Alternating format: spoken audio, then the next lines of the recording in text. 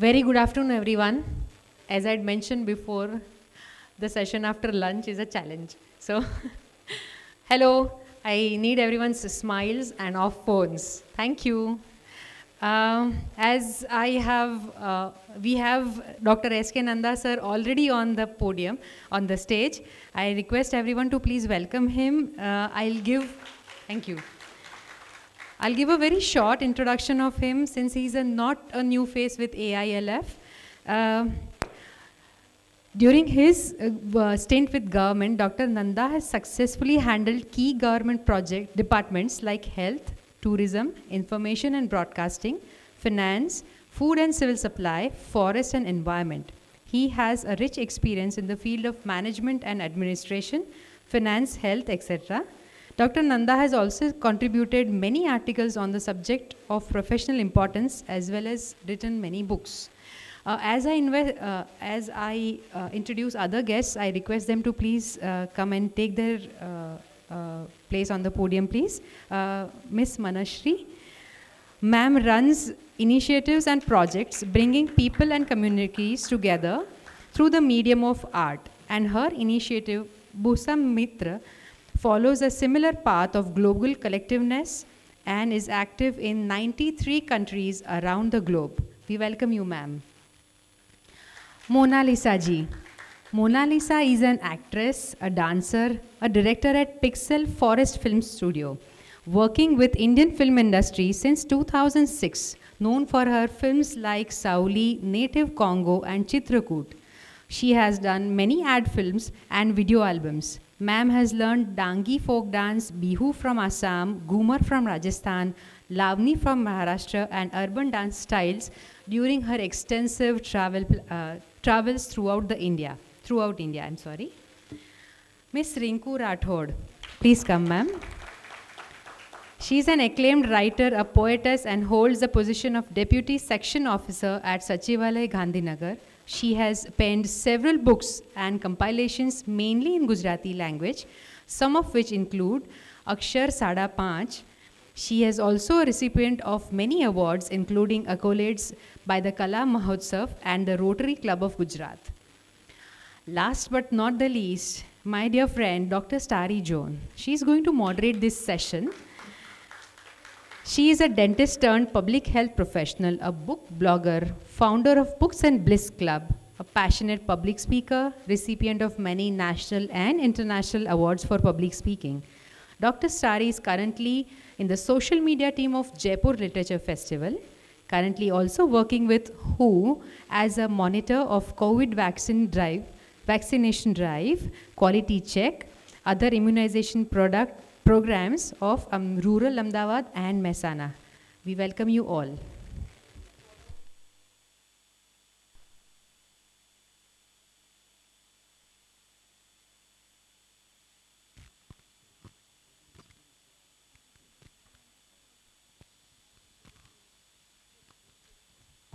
Hello. Yeah. Hello, good afternoon, ladies and gentlemen. आप सभी का स्वागत करती हूँ.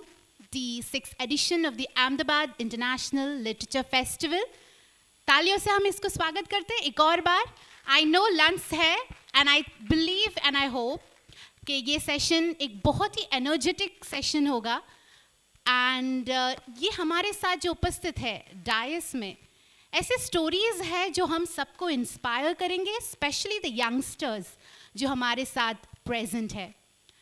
तो ऑब्वियसली हम थोड़े लेट चल रहे हैं, तो we'll take not much of my time and we'll directly go on to the first speaker. तो कहा जाता है कि जब हमें कुछ पाना हो अपनी ज़िंदगी में, तो कभी ऐसा हो जाता है कि बहुत सारी चीज़ें हमारे रास्ते में आ जाते हैं एक चैलेंजेस की वजह से.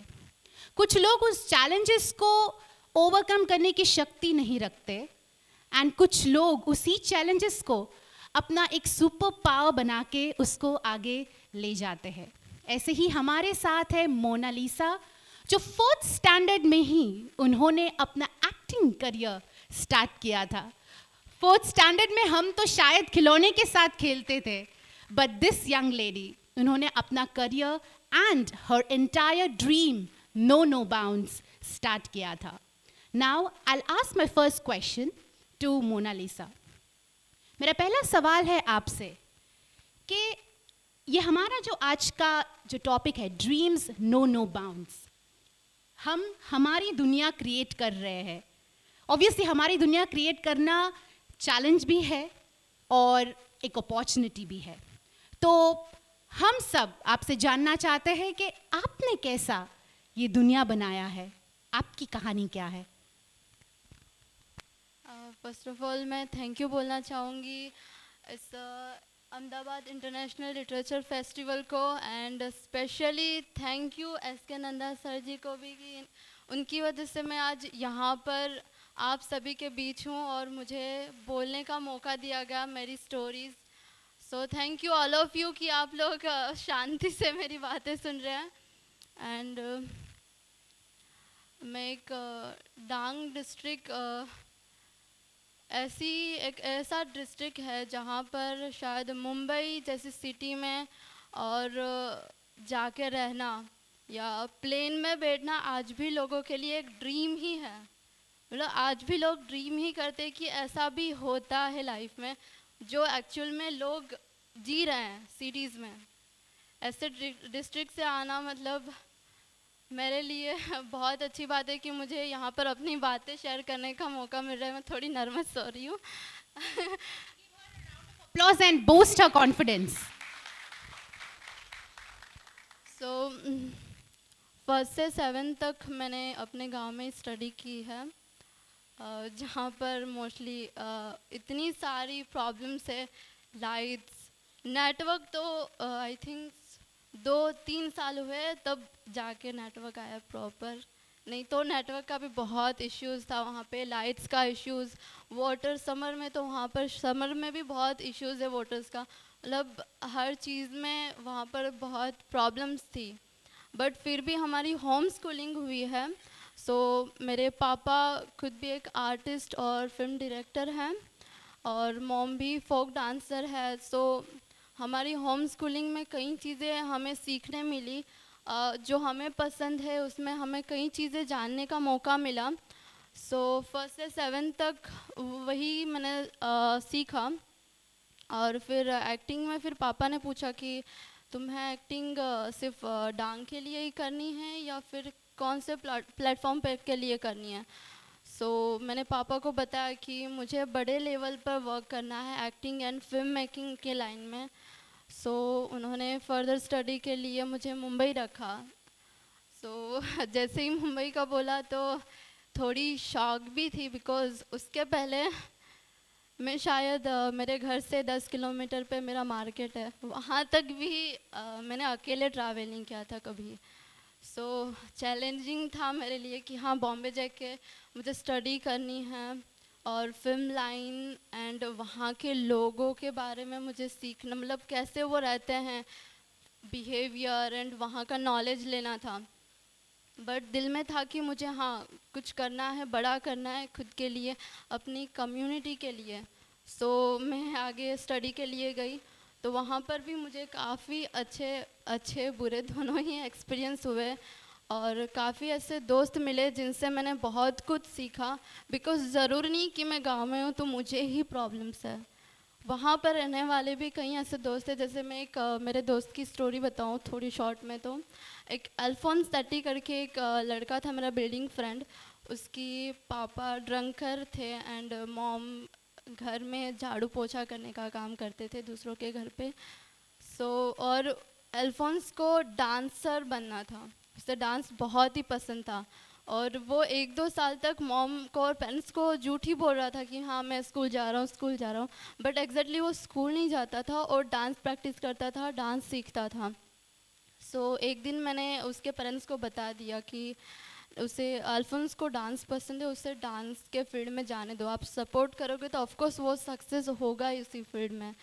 सो इस बात को मतलब 1-2 साल हो गए थे. उसके बाद मैं वापस अल्फोंस से मिली, तो तब मिली तो मुझे पता चला कि उसने काफ़ी कुछ अचीव कर लिया था. बिकॉज़ DID सीज़न 6 में वो फाइनलिस्ट बन चुका था एंड घर की हालत भी उसकी ठीक थी और उसने 12th भी ख़त्म करके अभी डांस की फील्ड में ही आगे बढ़ रहा था.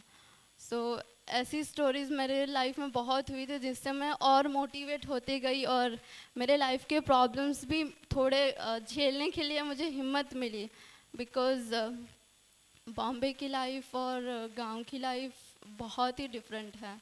बॉम्बे की और सिटी की फास्ट लाइफ, वहाँ के लोग, रहने का, लोगों के बिहेवियर, स्टडीज़, इवन स्टडी भी बहुत चेंज है वहाँ पर। मतलब जिस मैं गांव में छोटे से स्कूल में पढ़ती थी, सो वहाँ से डायरेक्ट बड़ी सिटी में स्टडी करनी है, वहाँ के स्टूडेंट्स और सबके साथ डील करना था। तो एक बार का मेरा एक्सपीरियंस बताऊँ तो मॉनसून के बाद हमें कंपलसरी शूज़ पहन के जाना होता है स्कूल में। और उस टाइम पर ऐसा था कि घर की सिचुएशन ठीक नहीं थी फाइनेंशियली। सो पापा को मैंने बताया कि शूज़ पहन के मुझे जाना है, नेक्स्ट डे मुझे शूज़ लेने नहीं है। बट घर पर पैसे नहीं थे। सो पापा ने बोला कि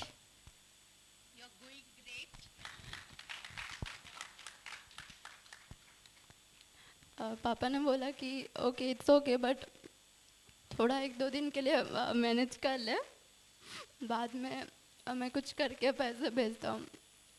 सो मुझे एक तो अगर लेक्चर्स मिस नहीं करने थे बिकॉज बहुत कुछ सीखना था मुंबई में। देन मैं मतलब थोड़ा दिमाग खुद का लगाया और फिर मैंने अपने पैरों को झूठ मूठ की बैंडेजेस लगा ली ताकि मुझे 1-2 दिन का रिलीफ मिले सैंडल पहन के जाने के लिए। सो मैं फिर 1-2 दिन का मैंने रिलीफ लिया मैम को बोल के कि मेरे पैर में लगा है, सो मुझे 1-2 दिन ना शूज़ पहनने के लिए परमिशन दीजिए। तो ऐसे कुछ दिन निकाले और फिर कैसे ऐसे करके शूज़ कलेक्ट किए और फिर रूटीन स्कूल किया। I mean, can we give her a round of applause?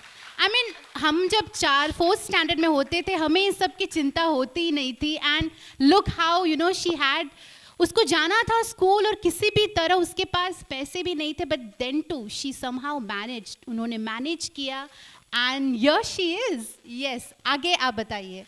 And उसके बाद मैंने अच्छे से 12th ख़त्म कर लिया वहाँ पर। और मुझे वैसे भी पहले से ही मेरा फिक्स था कि मुझे फिल्म लाइन में जाना है, मुझे एक्टिंग करनी है। सो आफ्टर 12th मैं फुल्ली अभी फिल्म लाइन में वर्क कर रही हूँ एज अ एक्टर भी और असिस्टेंट डायरेक्टर भी। जैसे मैंने अभी मेरी आपको कमिंग मूवीज़ आ रही है जो हिमाचल में शूट हो रही है जिसका नाम श्यामा है।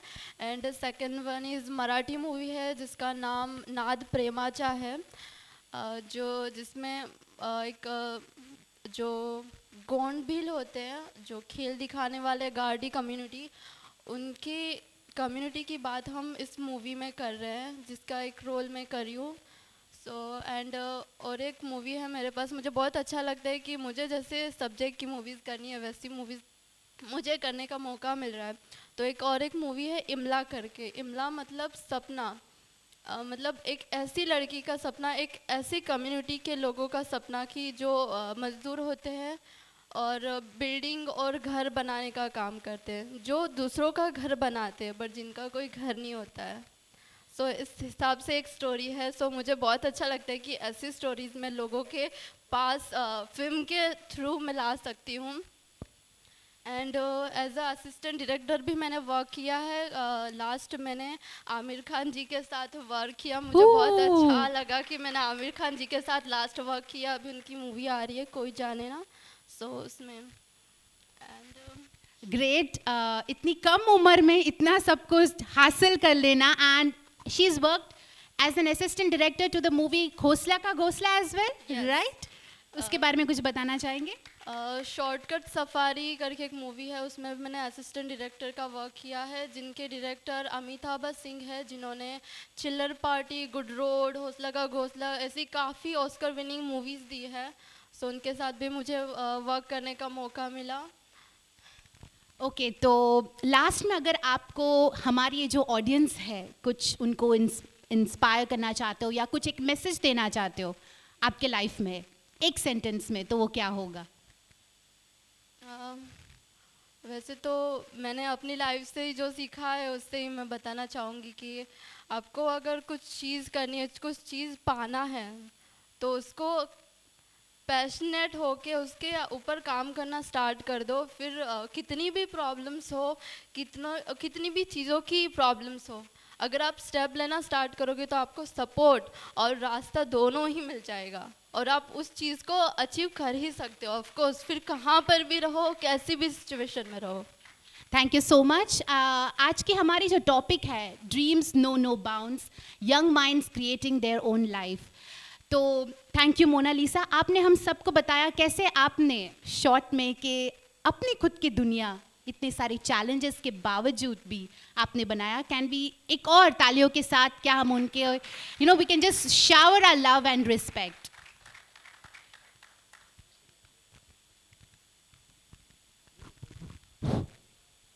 काफ़ी आपने देखा होगा अभी उनका झूठ झूठ में बता के जूता की आवश्यकता थी तभी भी नहीं मिलते हुए भी she could jump the gun and she could jump the gun from the jungles of Dangs to the urban slums of Bombay. But she should not feel bad कि Bombay life is better and Dang life is bad. If I am given a choice, Mona Lisa, I will leave Bombay and I will come to your village. Because उस life में इज्जत है। वहाँ क्या है, वहाँ तो 10x10 में रहो, कुछ ठिकाना नहीं है, गटर लाइन में पड़े रहो, एंड्स एंड मकोड़ा जैसा काम करो। लेकिन कहते हैं बहुत अर्बन लाइफ है, आइडियल लाइफ है, बट मैं मानता नहीं हूँ। डेफिनेशन अभी तुम्हारा बदल गया होगा by now, but the very fact that आपने उनको देखा, she could find out her own place in this difficult world without any patronage, without any support, is a great thing and therefore she is grateful to Umashankar that you have brought her here. कम से कम अहमदाबाद वाले जाने, Ahmedabad can be a launching pad with Dr. Starry and Rinku and others with me here to see that her journey begins from today, from here. Okay. Thank you so much, sir. मैं एक last चीज़ बोलना चाहूँगी।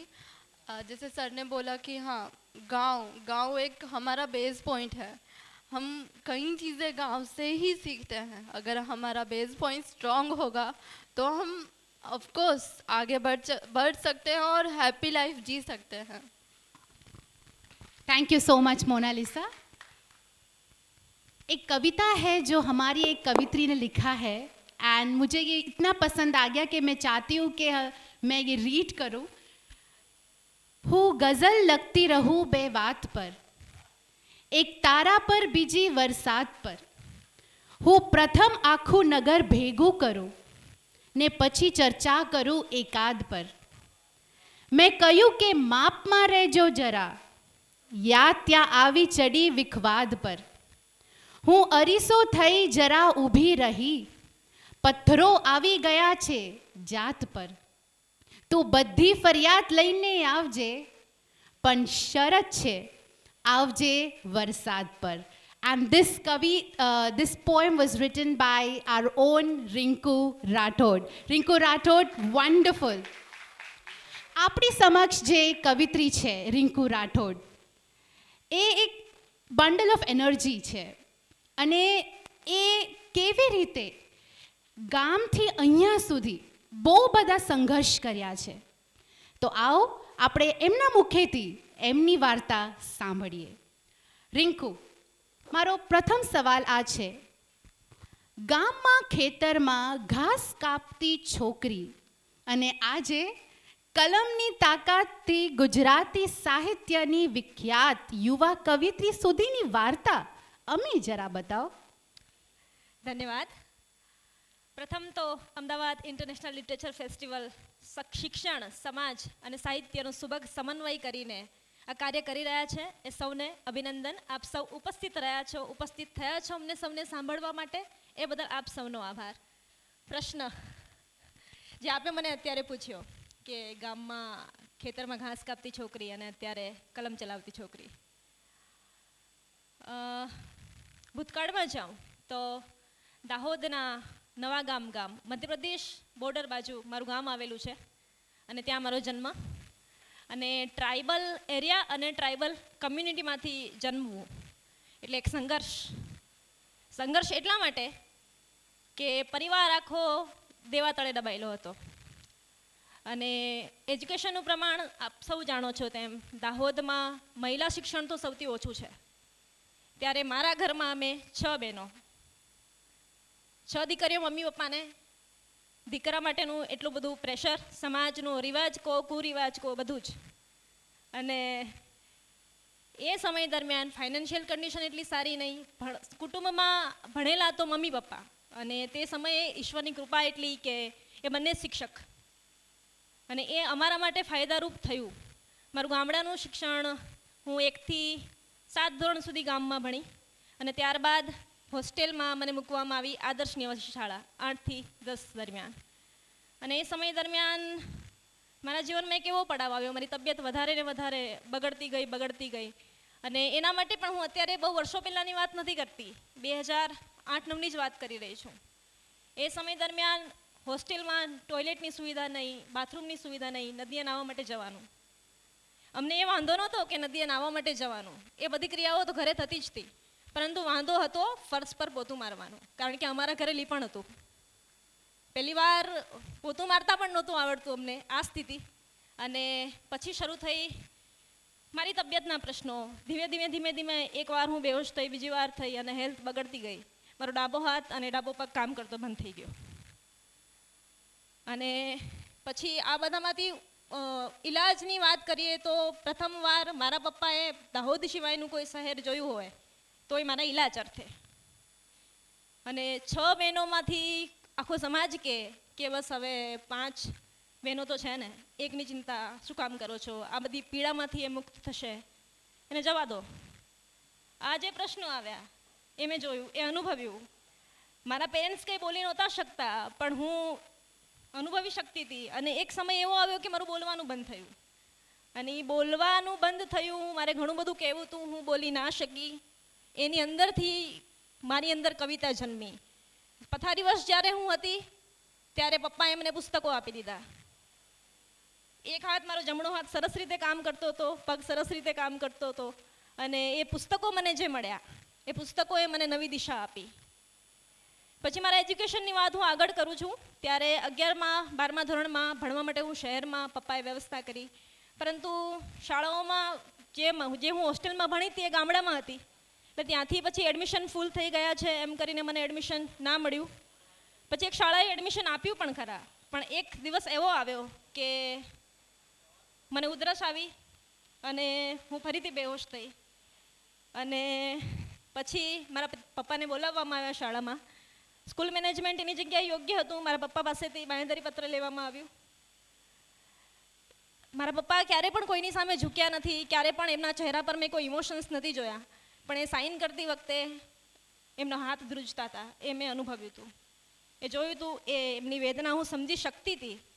એના પરિણામે મેં નક્કી કર્યું, પપ્પા બહાર નીકળ્યા અને હું પપ્પાને મેં એટલું કહ્યું હતું તે દિવસે કે પપ્પા અત્યારે ભલે આપ મારા માટે બાંહેધરી પત્રો પર સહી કરો છો, એક દિવસ એવો આવશે કે હું આપણા ઘરને મારા અચીવમેન્ટ્સથી ભરી દઈશ, એટલા પ્રમાણપત્રો હશે.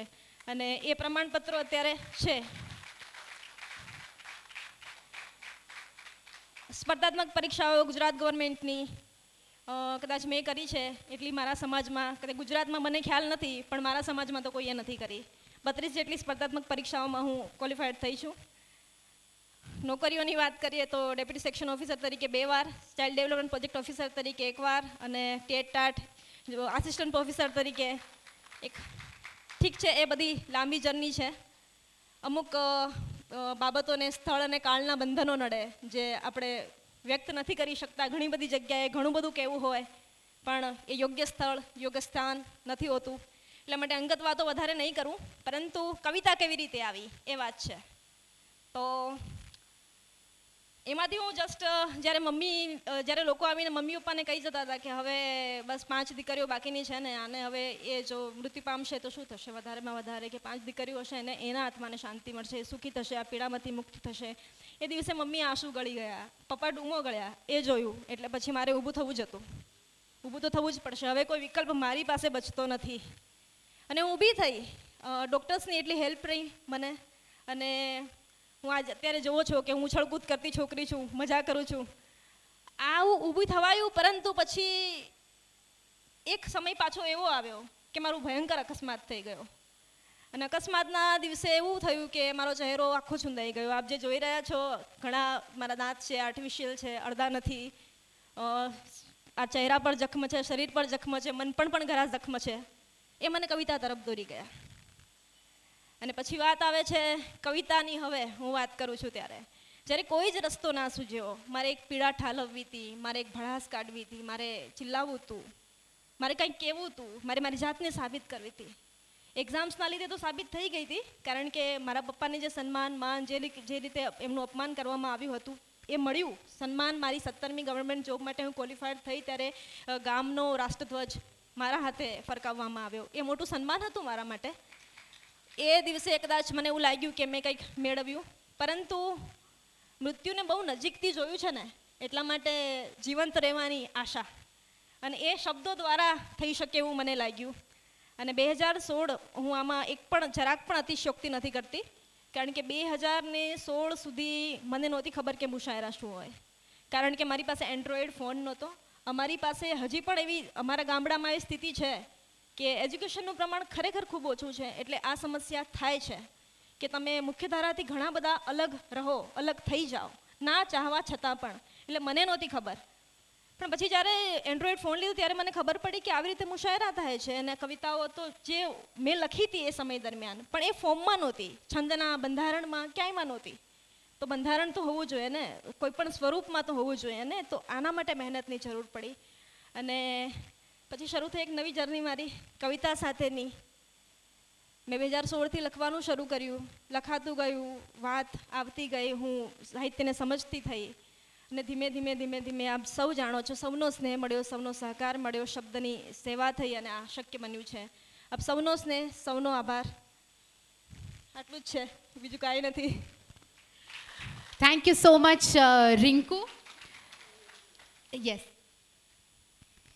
તમે જોયું હમણાં આખી જિંદગીના પીડા બન્યા કવિતાના વીડા.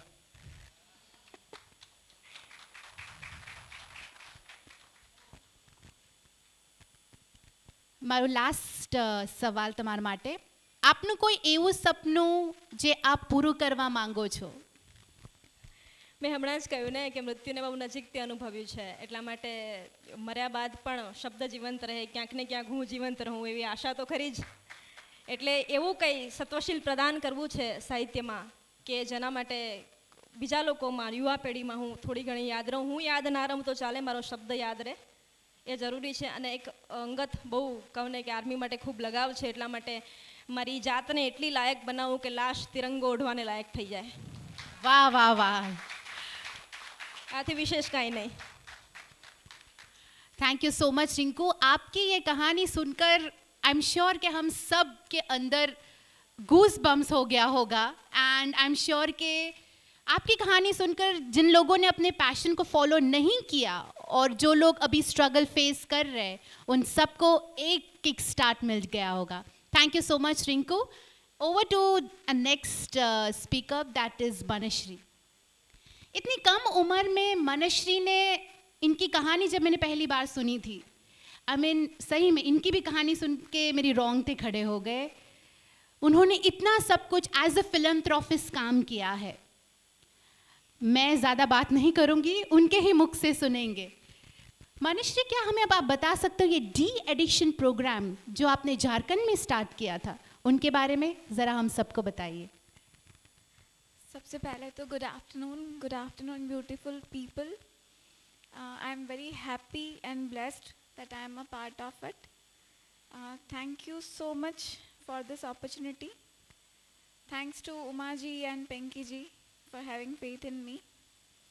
Truly inspirational. जैसे मोनालिसा का और रिंकू जी का जो स्टोरी मैंने सुना, मुझे लगता है कि आई एम वेरी लेस. मैंने तो कुछ भी नहीं किया.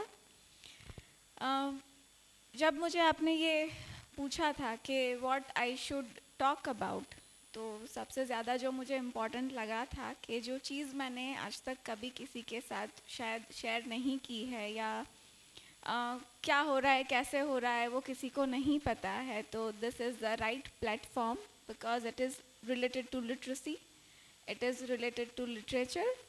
तो I would like to share a small incident about me. कुछ साल पहले मैंने डी एडिक्शन प्रोग्राम शुरू किया था. I started creating awareness about de addiction. मेरे पास एक माँ का फ़ोन आया था. वो माँ मिडिल क्लास फैमिली से बिलोंग करती थी और उनकी बेटी के बैग से कुछ निकला था which was a kind of drug. तो शी डिडंट नो कि वो क्या है. उनको ये जानना था कि उनकी बेटी से जो निकला वो क्या है. अब जिस इंसान ने कभी अल्कोहल लिया नहीं है, कभी स्मोक नहीं किया है या ड्रग्स देखा नहीं है, उनको उन्होंने ये सवाल पूछा था. I was concern for her, I was worried for her. तो मैंने अपने दोस्तों को वही फ़ोटोग्राफ भेजा जो उन्होंने मुझे भेजा था. मेरे दोस्तों का मुझे इमीडिएटली कॉल आना शुरू हो गया कि ये क्या है, how this photograph came to your phone. Because उनको पता है कि मैं उस तरह की इंसान नहीं हूँ, तो ये आपके फ़ोन में ये फ़ोटोग्राफ क्या कर रहा है. And then one of my friend told me that it's a drug. तो आई वॉज शॉक्ड कि क्या हो सकता है, ऐसा क्यों हुआ. अभी टीनेजर 16 साल की बच्ची थी वो, उसकी पूरी ज़िंदगी ख़राब हो सकती है. फिर बहुत रिसर्च किया. I went deep into it. जो भी सॉल्यूशन निकालने थे उस टाइम पे निकाले. I took help of NCB, I took help of police, I took help of different NGOs. जो भी उस बच्ची के लिए पॉसिबल हो सकता था वो उस टाइम पे किया. उसके बाद मैंने डी एडिक्शन के लिए अवेयरनेस शुरू किया, जिसमें ड्रग फ्री वर्ल्ड इंटरनेशनल करके एक ऑर्गेनाइजेशन है जो फ्री मटेरियल सप्लाई करता है US से for de addiction awareness programmes. उसको लेके मैंने आगे बहुत सारे अवेयरनेस कैंपेन किए, बहुत काम किया, साइलेंटली काम किया, एक्टिवली काम किया, जितने भी बेस्ट पॉसिबल प्रोजेक्ट्स हो सकते थे वो किए. At the end there was one more segment in which I was working that was related to human trafficking. I was working with a few NGOs as a volunteer, a few different NGOs, total 17 NGOs. उस time पे मैं volunteer थी, तो उस time पे मैंने वो एक segment भी था जिसमें मैं काम कर रही थी. मैंने गवर्नमेंट से पंगा लिया, मैंने पॉलिटिशियन से पंगा लिया, मैंने पुलिस के साथ पंगा लिया. सब तरह की मैंने लड़ाई की. जैसे आज बहुत सारे IAS ऑफिसर्स यहाँ पे आए हुए हैं, मैं बहुत लोगों को जाके मिल चुकी हूँ.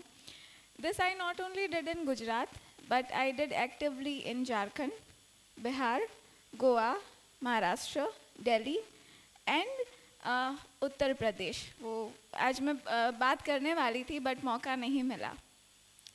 ये सब करने के बाद मुझे एक ही पता चला कि अगर इसके अंदर कुछ चीज़ें सॉल्यूशन अगर ला सकती है तो वो यही है कि आप जड़ से इसको मिटाओ. और लोगों को रोकना वो उसका ज़रिया नहीं था. तो मैंने लॉकडाउन स्ट्रेटजी फॉलो की. आज से 4 साल पहले मैंने वो स्ट्रेटजी फॉलो करना शुरू किया. और वो कुछ इस तरीके से थी कि जहाँ पे देसी दारू बनता था, जहाँ पे गुड़ का इस्तेमाल होता है, शुगर केन जूस का इस्तेमाल होता है, संतरे का इस्तेमाल होता है देसी दारू बनाने के लिए, जो घर घर में भट्टियाँ चलती थी. मतलब मेरे साथ में जो काम करते थे उन्होंने बहुत सब कुछ ट्राई कर लिया. उनको दूसरा एम्प्लॉयमेंट अपॉर्चुनिटीज़ दिया, फिर जो वुमेन थे उनको एम्प्लॉयमेंट अपॉर्चुनिटीज़ दी, उनको टेम्पररी सपोर्ट जो दे सकते थे वो दिया, but that was not permanent solution.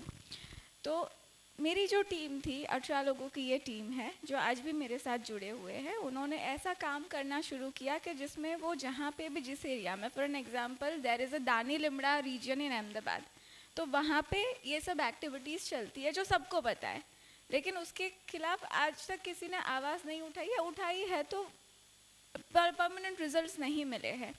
तो ये लोगों ने क्या किया कि उस एरिया के पर्टिकुलर रीजन में से फ्रूट्स और ये जो रिसोर्सेज जो ये सब चीज़ों को बनाने के लिए चाहिए उनको, वो रिसोर्सेज ख़रीदना शुरू किया. जैसे ऑरेंजेस आप ख़रीदते हो तो 40 रुपये 50 रुपये किलो मिलता है, लेकिन अगर आप यार्ड से सड़ा हुआ माल उठाते हो तो 10 रुपये 5 रुपये किलो मिलता है. तो ये लोग क्या करते थे कि सड़ा हुआ माल उठाते थे, उसको एनिमल्स को खिला देते थे जो खिलाने लायक है वो. बाकी जो कुछ चीज़ें उसमें ऐसी हमें बाद में हमने एक्सप्लोर की कि जैसे संतरे का छिलका है उसको आप रिसाइकल कर सकते हो, शुगर केन का जो पल्प निकलता है उसको रिसाइकल कर सकते हो. तो we did a tie up with this recycling agencies, जिसमें बहुत सारी कंपनीज़ ने हमें सपोर्ट किया. तो जितना पैसा, जितना खर्चा हम लोग ये अवेयरनेस कैंपेन्स में कर रहे थे, उतना पैसा हम मल्टीप्लाई करके बहुत सारी जगह से ये इरेडिकेट कर चुके थे। बिकॉज ये जो देसी दारू बनाने वाले जो लोग होते हैं, उनके पास ज़्यादा फंड्स नहीं होते हैं two by this things, two by raw material. उनको लाना पड़ता है, सड़ाना पड़ता है, फिर वो बनाते हैं। तो हमने उल्टा स्ट्रेटजी फॉलो किया और जितने भी वॉलंटियर्स मेरे साथ जुड़ते गए, उनको ये पता नहीं था कि what is the exact result. जैसे मैंने किसी को फ़ोन करके बोला कि मार्केट से जाके आप 20 किलो संतरा लेके आओ, ये एरिया से आपको संतरा खरीदना है, बहुत अच्छा नहीं चाहिए, थोड़ा सा सड़ा हुआ होना चाहिए। उन लोगों ने ले लिया। अब उनको नहीं पता है, उन लोगों ने लेके पहुंचा दिया, लेकिन उनको नहीं पता था कि एग्जैक्टली व्हाट इज़ हैपनिंग। जब उनको 2 साल के बाद पता चला कि ये पूरा हमने जो किया था, मतलब झारखंड में मैंने बहुत बड़ा पंगा लिया हुआ है कि पूरा मार्केट हम साफ़ कर देते थे। 1.5 महीने तक हमने एवरी डे पूरा मार्केट साफ़ किया है ताकि किसी के हाथ में कुछ लगे नहीं।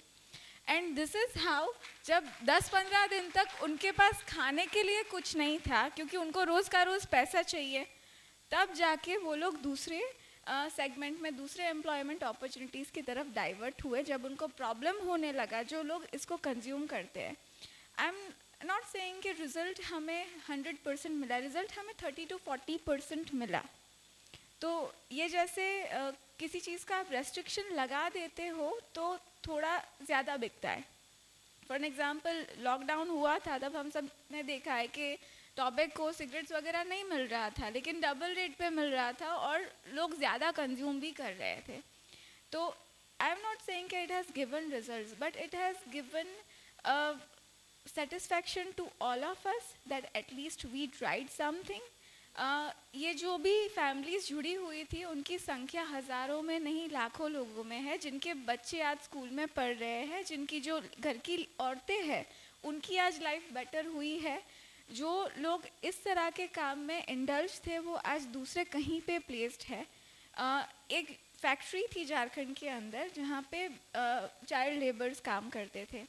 तो आफ्टरनून का जो उनका टाइम होता था, तो हमने उनको बोला कि आप और कुछ नहीं करो, क्योंकि वहाँ पे काम करना बहुत डिफ़िकल्ट था। तो हमने उनको ये भी बोला कि आप आफ्टरनून का जो आपका लंच ब्रेक होता है, वो लंच ब्रेक हमें दो, हम 1 घंटे में बच्चों को पढ़ाएंगे, हम उनको अवेयरनेस के बारे में बताएंगे कि क्या आपके घर में ऐसी कोई एक्टिविटी है तो हमें आप बताओ, और उनको खाना भी देंगे।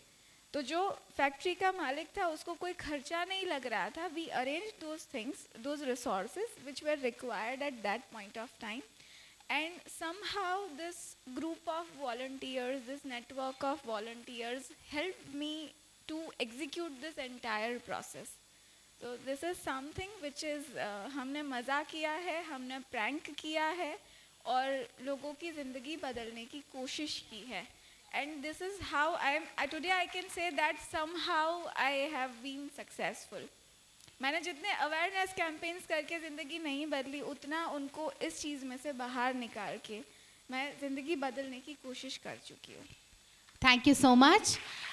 आपने बात की वॉलंटियर्स। आई एम श्योर कोई भी प्रोग्राम रन करने के लिए you can not do it alone, आपको काफ़ी सारे वॉलंटियर्स, फंड्स की ज़रूरत पड़ी होगी। सो वो क्या, how did you manage to get so many, like आपने बताया था कि you have a network of more than 4 lakh volunteers from 97 countries around the world. So please let us know कि कैसे, how did you manage to have such a strong base? India में कम volunteers थे सबसे पहले जब मैंने शुरू किया। I am talking about active volunteers, जो आपको मैंने फिगर बताया है, that was 3.75 till last month, which has exceeded 4 lakhs right now. And all those volunteers are active volunteers. Normally कोई भी ऑर्गेनाइजेशन होता है उसके साथ एक्टिव वॉलंटियर्स नहीं होते हैं, नंबर ऑफ़ वॉलंटियर्स उतने हो सकते हैं। I am having active volunteers. रात का जो मेरा समय था 12 बजे के बाद का, उसको मैंने यूटिलाइज़ किया फॉर नेटवर्किंग। एज मैं 17 डिफरेंट NGOs में वॉलंटियर करती थी, and I am good in building friendship, specially with young people जो दूसरे NGOs के साथ वॉलंटियर करते थे। तो उस चक्कर में मैंने बहुत सारे दोस्त बनाए, and that multiplied and multiplied. तो ये 6 साल लगे, 6 साल के बाद मैं यहाँ पे पहुँची हूँ। एंड इंडिया में फिर धीरे धीरे बनना शुरू हो गया. जैसे मैंने बोला टास्क बेस्ड काम होता था हमारा, तो अभी भी ऐसा है कि everything is done with a very small amount. मैं कुछ भी एक्टिविटी करती हूँ तो उसमें जो प्लानिंग एंड मैनेजमेंट है, स्पेशली जो MBA वाला थिंग है जो मैंने नहीं किया, बट मैं केस स्टडी के ऊपर से रेफरेंस लेके then what I can execute in minimum possible amount जिसमें रिसोर्सेज कम लगे, उस तरीके से मैंने बिल्डअप किया. So that is a result of thousands and thousands of contacts, mails, communication and direct networking without help of staff. Thank you so much, Manishri. I'm sure that we all must be aware of the famous biblical verse which talks about what you sow, so shall you reap. And I'm sure that she sowed a seed that she wanted to envision a world, of devoid of alcohol, devoid of any such human trafficking as she talks about. She started that seed, she sowed the seed in Jharkhand, and she is able to, execute it. So thank you so much, Manishri. We have heard such stories in movies, and it's really wonderful to hear from you. Thank you so much. Thank you so much.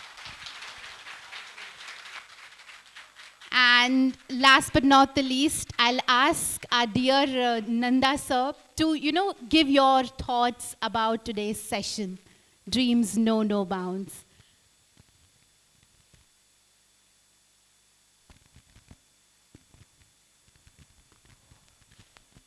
आपने सुना मानश्री का जो case था, she was tired by, or the triggering of the whole thing came because of her consciousness for the community. तो dreams का जो है, there is a book called Dreams Have No Barriers and God Has No Ages. आपने सुना होगा कि नहीं? This book is written by an author and it is compulsory. This book has to be read by all the Bangladeshi school students. देखिए वो country कहाँ से कहाँ पहुँच गया है. मैं कहना नहीं ये चाहता था कि बांग्लादेश जैसे कंट्री में किसी का सोच तो ऐसा हो गया है कि ये लोगों को तुम डायनामाइट बनाओ बच्चों को. If every बच्चा can become a dynamite, like Rinku became, like Vanshrim became for the community, like she came up from struggle to survival to sustenance, कुछ ना कुछ में इसके ramification होगा. Now same thing you see also. So basically if you are animated, if you are triggered, आप कभी कभी पूछते हो कि ड्रीम क्या देखा, भूल गया सवेरे यार, ऐसे बोलते हैं ना, मम्मी आई थी कुछ बोल रही थी फिर ख़त्म हो गया. That is dreams all. These are all empty, inchoate dreams. A dream cannot be seen with closed eyes. A dream has to be seen 24/7 with open eyes. That's called a dream. Number one. Dream has to have a real dreamer. Like God has no ages, dream has no boundaries and barriers.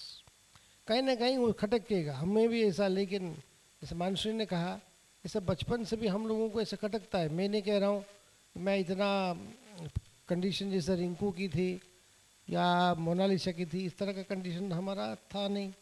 We are from well-to-do families. Let me be very frank. Manshri also from good family, but she was provoked to do something which she thought is not being done. उसको खटकती थी. वो भी एक बहुत बड़ी चीज़ होता है. लेकिन हमारा भी ऐसा एक मैं कहूँगा ना, dream comes when it's a bigger cause.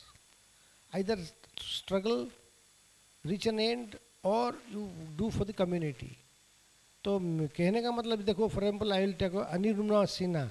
You know, have you heard about that lady called Aniruma Sinha? जानती हो कौन है वो? 2013 में उसने माउंट एवरेस्ट क्लाइम की. कैसे? जब बरेली जाती थी, बरेली से दिल्ली जाती थी, वो इंटरव्यू देने के लिए एग्ज़ाम में, कुछ बर्गलर्स ने उसने रजिस्ट किया, उसको चलती गाड़ी से फेंका. फेंकने के बाद वो रेलवे ट्रैक पे पड़ी रही एंड दूसरा ट्रेन भी गया एंड उसको एम्पुटेशन हुआ. जब उसने को पता लगा कि उसका पैर नहीं है, all India institute of medical science में पड़ी रही. 4 months ट्रीटमेंट दिया गया. उसको कहा गया कि तुमको व्हील चेयर में जाना है. She says, I hate wheelchairs. That's the first sentence came out from an amputated girl of 23 years old. I collected all the details. बोला क्या बात करते हो? बोला no, I will have prosthetics, artificial leg. तो कष्ट होगा, बोला कष्ट होने दीजिए, मैं सहन आता हूँ, लेकिन मैं व्हीलचेयर नहीं लूँगी. उसके बाद she got in touch with a coach, Nepalese coach, who happened to be in Delhi. उसने उसके साथ फर्टिलाइजेशन होगा आइडिया का, या क्रॉस एक्सचेंजेस होगा आइडिया का. तो उसने हंस पड़ी कि तुम कैसे जाओगे. And finally she reached the mount Everest. And that time she was bleeding because the prosthetics has almost got out of shape. Then they say that avalanche is likely to come. She says, no, I'll put the flag and come.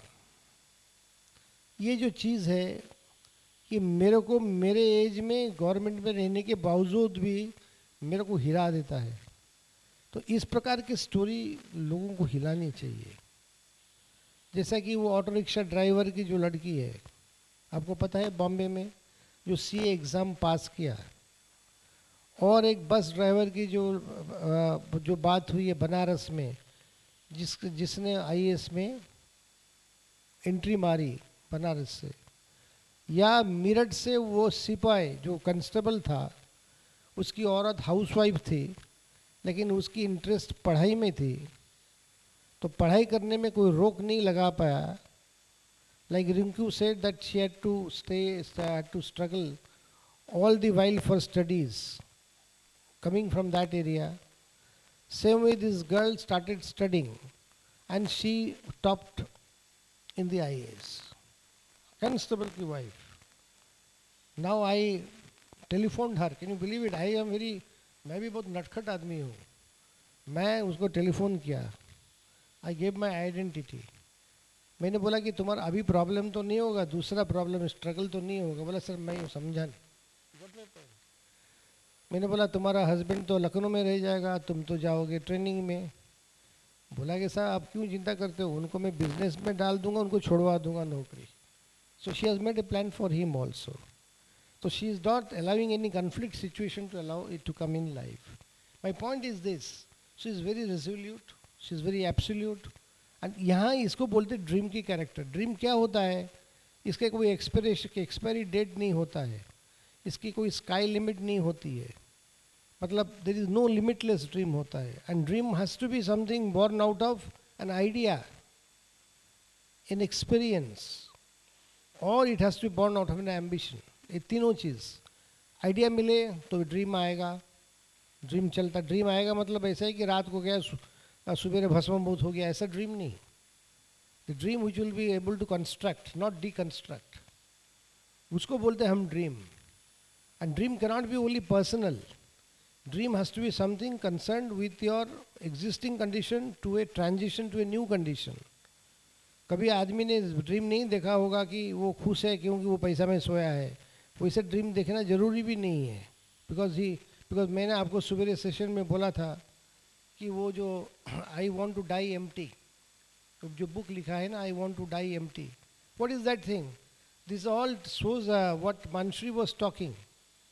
ये आदमी ने लिखा है कि जब आदमी, when he was asked which is the richest place in the earth, the director said it is the Gulf countries, oil. Someone said no, it is the diamond mines Africa. Someone said नहीं, ये तो अपना कब्रस्तान या symmetry या स्मशान है. तो बोला कैसे उल्टी बात करते हो? बोला कि देखो जितने लोगों को आप लाते हो उनका ड्रीम, नया आइडिया सब जल गया ना, रह गया ना. तो यहाँ से तो आइडिया मिलेगा. इसी जगह में तो आइडिया पड़ा था, इसकी स्टोर हाउस है. मतलब ऑथर ने उसमें से उसने इंस्पिरेशन लेके क्या लिखा कि जब आपका आइडिया अच्छा आता है आप कर लो अपनी ज़िंदगी में, एक बार ख़त्म करो उसको, अमल करो, और जब आओगे स्मशान या कब्रिस्तान में बिल्कुल खाली आ जाओ, एकदम एम्प्टी, पूरा कोरा कैसेट जैसा आ जाओ. कैसेट में भरेला चीज़ लेके नहीं मत आओ. आप समझे मेरी बात? So that is what I am telling. All the good deeds you want to do, good ideas that have come, distribute it, trigger it, fabricate to others, and you do a absolutely proliferation. आपके पास यदि धन कमाने की रास्ता है तो आप 10 लोगों को आप प्रेरित करिए कि धन कमा सकते हो. आपके पास यदि एक इंग्लिश चोपड़ी है, आपको शायद पता नहीं होगा, मैं आपको बताता, मैं ये ड्रीम नहीं है, I don't come in this category. मेरे को एक ऐसा लगा कि 10वां क्लास और 12वां क्लास के बाद गुजरात में काफ़ी सुसाइड होती थी, पता है आपको? बहुत सालों पहला 2006-8 मैं AMA में आता था काउंसिल मेंबर होके. So that was one of the discussions in the council. तो मैंने बोला कि एक काम करो कि I will have A session with the parents and the students. तो बोले कि हम क्या करेंगे AMA वाले. मैं बोला तुम छोड़ो ना मेरे ऊपर. तो काफ़ी भर गए, यहाँ का मतलब ये जो हॉल है पूरा भर गया AMA. तो मैंने स्टूडेंट्स लड़कियाँ लड़के थे, मैंने बोला आपके फादर मदर आपको पूछते हैं ना कि इंजीनियर बनेगा या डॉक्टर बनेगा ना, हाँ, और कुछ बनेगा? बोला कि नहीं. मैंने ये है तुम्हारे एनिमी नंबर 1. उनके सामने मैंने उनको घोषित किया. And then I said there are so many career opportunities. कोई आदमी 5 फिंगर एक साथ नहीं आता है. Like my own sister, she is a कबियात्री like Rinku. My sister who is in my home state, पढ़ी लिखी ज़्यादा नहीं है, पढ़ाई में बिल्कुल ज़्यादा अच्छी नहीं थी. My father used to say BA pass कर ली तो बहुत बड़ी बात है. But I knew that she had the potential. I used to tell her you go on writing. She used to write lot. She may not be good in collecting and doing the marketing of the ideas on a question paper in 3 hours. एक marketing होता है 3 घंटे में. आप marketing ठीक से करोगे, अपना माइंड मार्केटिंग, तो आप पास कर किए, अच्छा किए. नहीं कर पाओगे तो आप 3rd क्लास हो. She is one of the good writers in this state.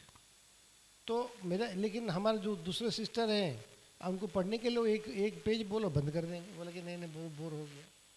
एक ही माँ से जन्म हुए 3 बच्चे, मतलब 3 सिस्टर्स. कितनी अलग प्रोपेंसिटीज़ है. तो कहने का मतलब ये है, हर एक का कुछ अरमान होती है, ड्रीम आता है. It has to be limitless, it has to be ambition oriented, it has to be goal oriented, and it has not to be connected only with self. Self कब होता है? जब स्ट्रगल सब जा रहे हो. लेकिन लेट्स से रिंकू और मोनालिसा 10 साल के बाद they will be stabilize somewhere. मतलब स्टेबिलिटी मतलब अच्छी तरह स्टेबल हो जाएंगे टू देयर सेटिस्फैक्शन. लेकिन उनकी जो स्ट्रगल की कहानी है वो वहाँ बंद नहीं होना चाहिए. The seeds of their entire ideas should go inside the other people to see that they do the same. If they don't do it, then the revolution has stopped. मेरा ये कहना है, ideas are like a river, dreams are like a cloud, and actions are like a mountain. Do a mountain-like action which used to be, and it is a continuous process. आप नहीं होगे तो और कोई करेगा, कोई ना किसी को करना ही पड़ेगा, नहीं तो क्या होगा? Will not be able to achieve it. मैं जो आपको जो इंस्टेंसेस दिखाया, बताया कि क्या क्या ड्रीम्स था. फ्रेम बोला अली बाबा 40 चोर नहीं, अली बाबा 40 चोर की कहानी नहीं कह रहा हूँ. alibaba.com. That man was a 3rd-rate fellow. I tell you on record. कुछ में भी वो किस में भी पास नहीं करता था, लेकिन उसको सब ने राइट ऑफ कर दिया था. आप पढ़ना उसका हिस्ट्री. This fellow decided कि if I am so unsuccessful in getting a job, or in passing an exam, or in speaking English, he cannot speak English even today. You know that? And he's meeting people like Bill Gates also, and American president also. But he doesn't want to, and neither he can. He says that I will do something by which I will have my own ascendancy. I will put my flag over the world. कर लिया उसने Alibaba.com बना के. I think it's an e-commerce, isn't it?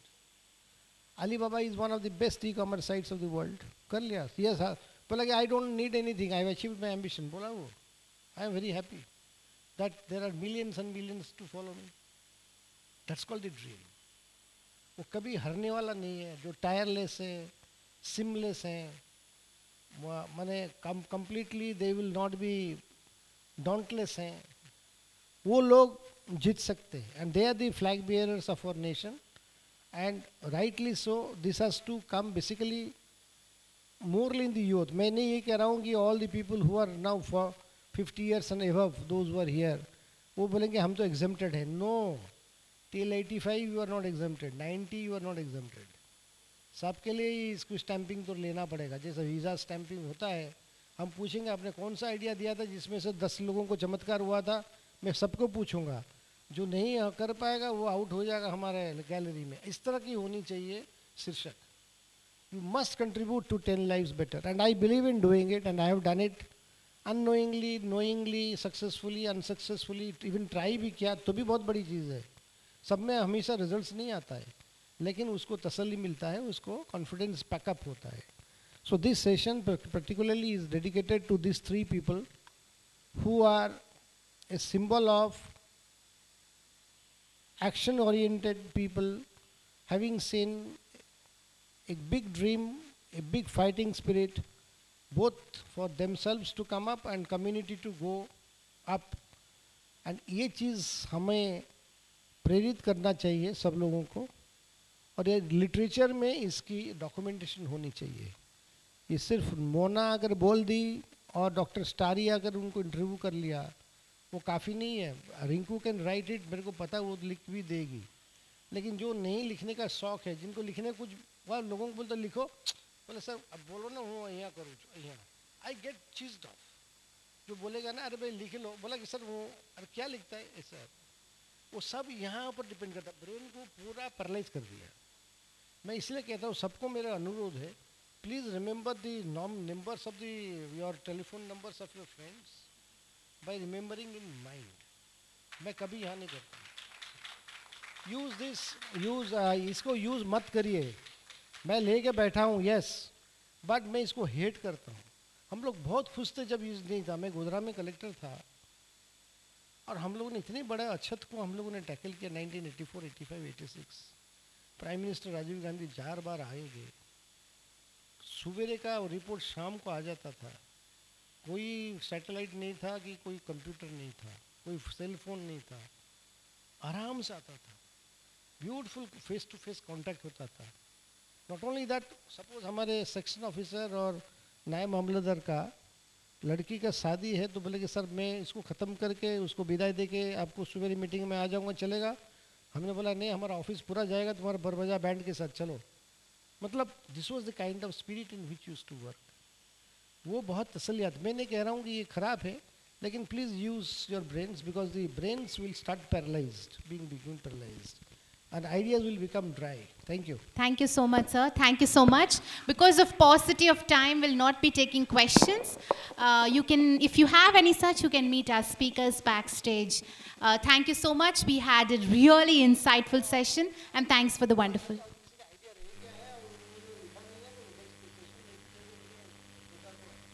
Sorry, sir. Those who have their dreams in their heart, sir is requesting that make it a point to write it, or hum next time with Uma Shankar sir's permission we can bring it on this platform. With this I would like to end the session, and before that I would invite Uma Shankar sir to please present a memento to Nanda sir.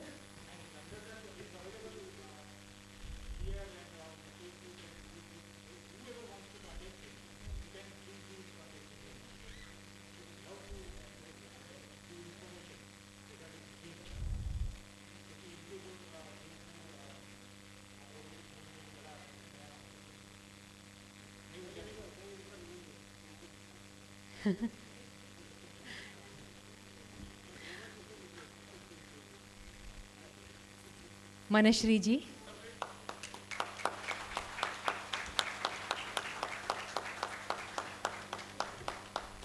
Mona Lisa ji,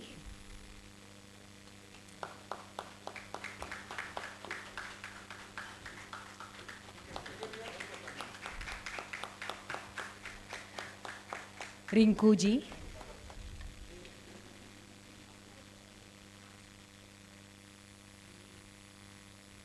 Rinku ji,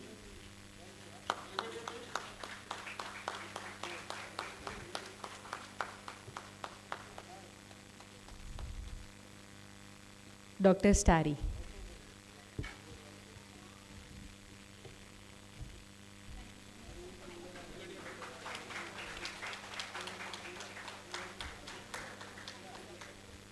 Thank you everyone for being so patient, and I'm sure we have lots of questions and lots of things to share about these beautiful journeys that we know now, but we can do them personally. We will not be able to share the questions currently.